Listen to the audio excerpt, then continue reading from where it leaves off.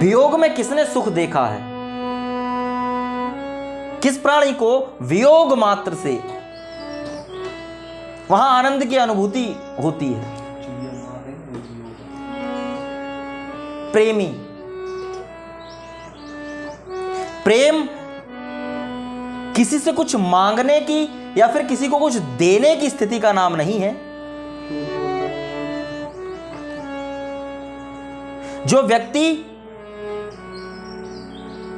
एक स्थिति पर जाकर ऐसा अनुभव करने लगता है कि संसार की कोई भी वस्तु, व्यक्ति या पदार्थ मुझको कष्ट नहीं दे सकता, मुझे व्यथित नहीं कर सकता, मुझे परेशान नहीं कर सकता, यहां तक कि उसके शरीर को अगर पीड़ा हो रही है, कष्ट हो रहा है, वहां पर भी वो आनंद का, सुख का, तृप्ति का ही अनुभव करता है।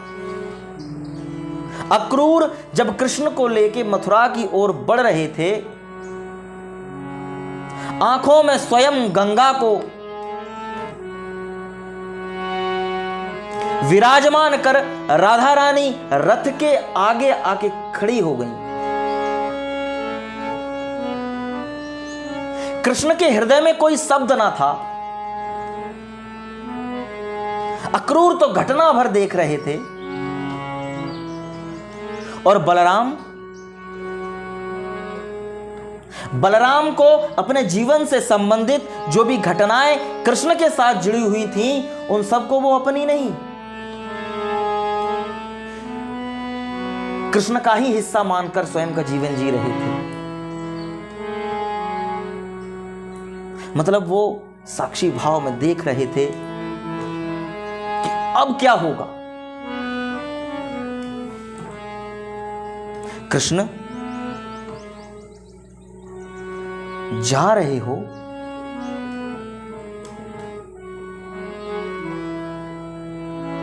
कृष्ण के मुंह में कोई शब्द नहीं था,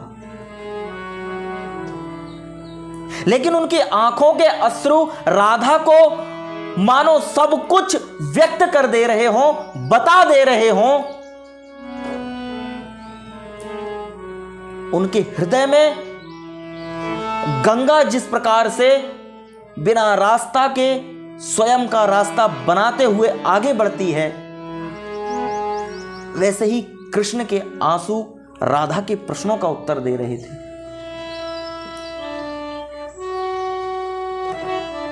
क्या तुम कभी नहीं आओगे?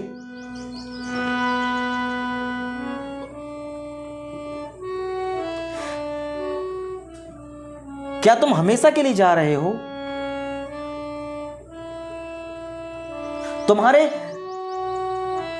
दाऊ तो वृद्ध हो गए हैं, उनके यहां गाय हैं, इतनी सारी व्यवस्थाएं हैं, उन सबको कौन देखेगा? तुम एक व्यक्ति के कहने पर अपना सब कुछ छोड़ के कैसे जा रहे हो? क्या तुम बहुत स्वार्थी हो कृष्ण? राधा छुपा रही हैं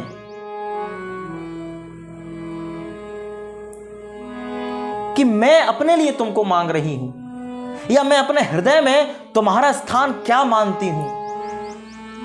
कृष्ण अधिकतर जिनके समीप रहते थे, जिन कार्यों में रहते थे, वो उन्हीं का उलाहना देकर कृष्ण को कहती हैं कि क्या तुम अब वापस नहीं आओगे?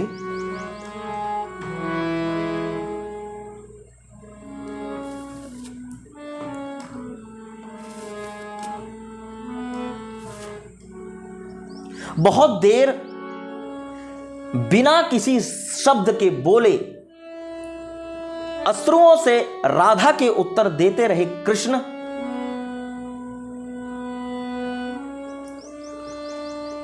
एक बार मुड़ के खड़े हो गए।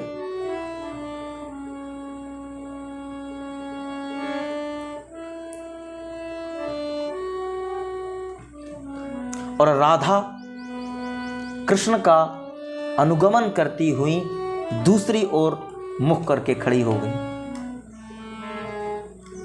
उनके नेत्र एक दूसरे को नहीं देख रहे थे,